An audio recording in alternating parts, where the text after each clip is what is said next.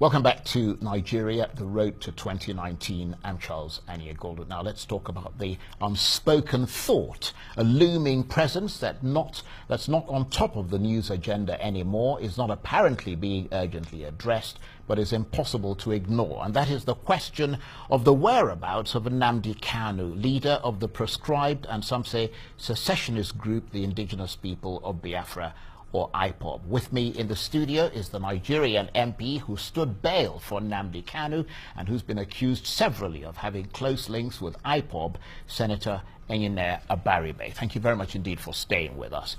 Now, you were one of 3 bail sureties that stood for Nnamdi Kanu, the controversial leader of that proscribed group IPOB, who has not been seen or heard of since, I think, September 2017, when the army invaded his home. And you have no clue where he is. No, I don't.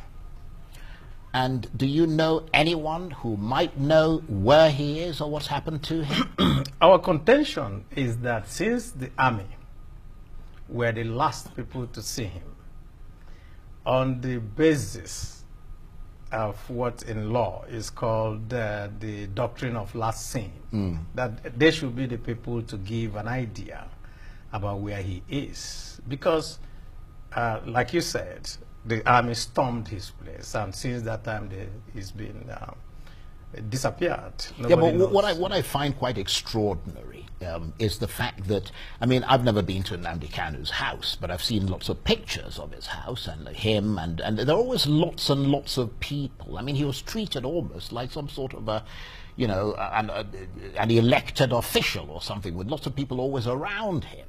Yes. What I don't understand is, how is it possible for the army to invade his house and he's the only one who's sort of there, and then, you know, he disappears and nobody sees him being spirited away or anything like that? I mean, well, I think that's a question we're going to have to ask the army. Well, that's a question I'm also asking people who are connected to IPOB, because they could easily have spirited him away themselves. Understand what the Minister of Defense said. Right.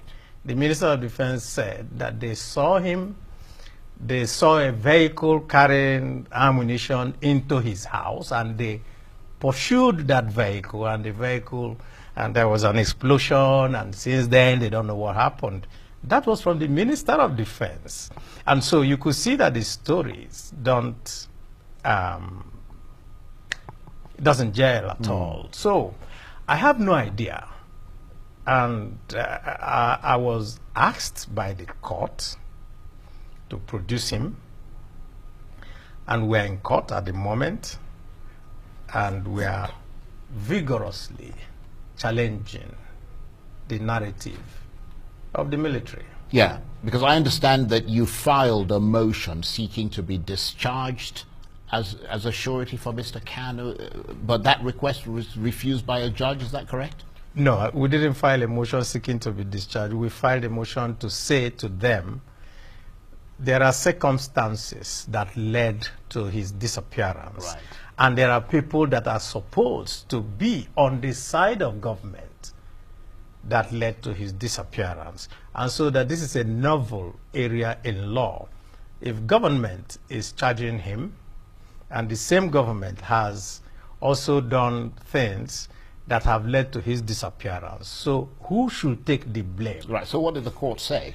Well, the matter is still ongoing. But I understand that I mean, is it correct to say that you opted to be given more time to produce Mr. Kanu? No, we're still in court, so, you know, the court will give us time to file our different papers. Don't forget that we are 3.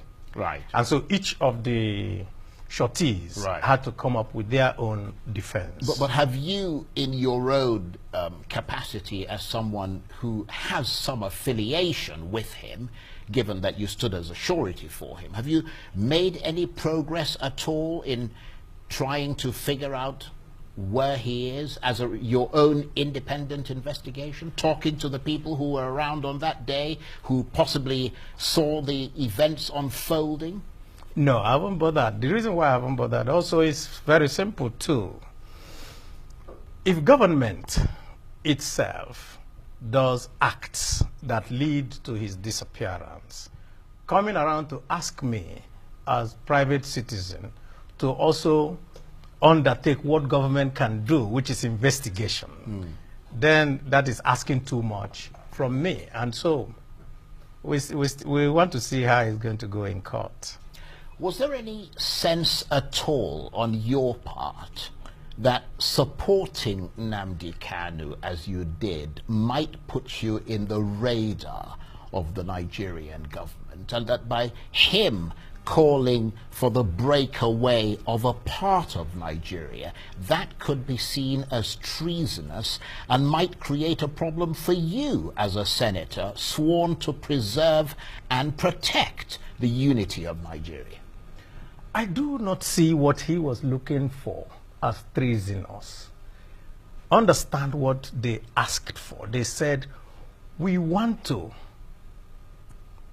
have a referendum to determine the basis of our being part of this country, which they claim is a fundamental right of any human being. You're not going to be in a union by force.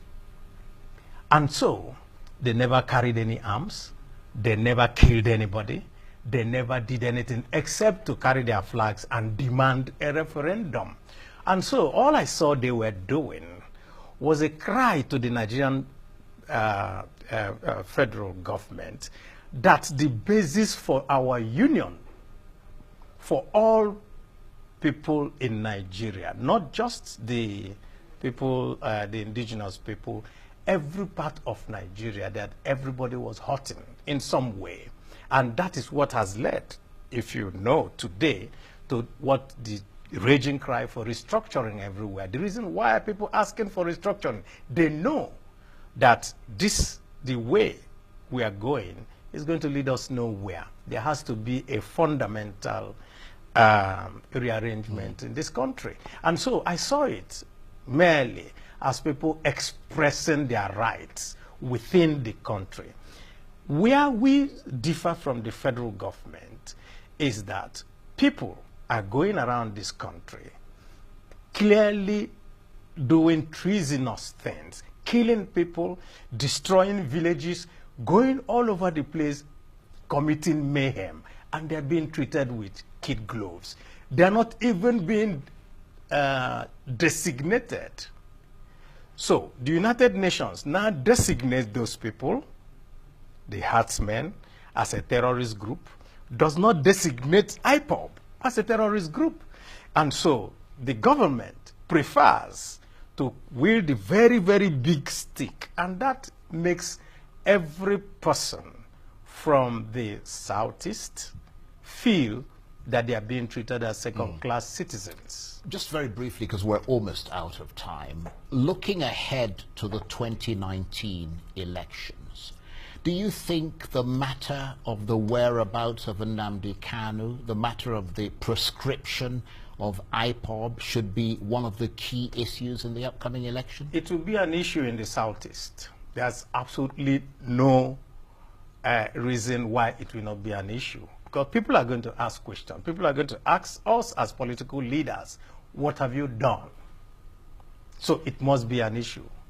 Senator Enyinaya Abaribe, thank you very much indeed. My pleasure. Well, that's it for this edition of Nigeria, The Road to 2019. Join us again for a fresh edition tomorrow. From me and the entire team here in Abuja, bye-bye, and thank you for watching. Thank you very much.